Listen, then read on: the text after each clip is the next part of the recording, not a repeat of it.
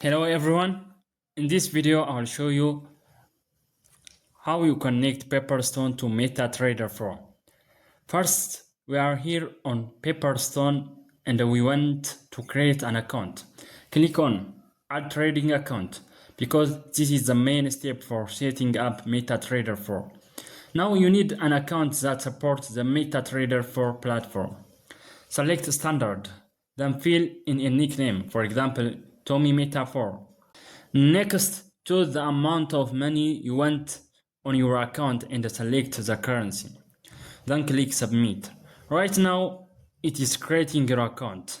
Now the next step is very easy.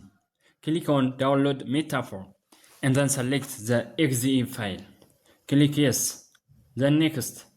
The Metatrader 4 setup will start downloading on your PC. You will also receive an email with your account number and password.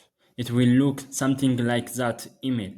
From there, you can find your login details, which we will use in a few seconds. After the download is complete, click Finish. Metatrader 4 will now open on your screen. It will ask you to log in.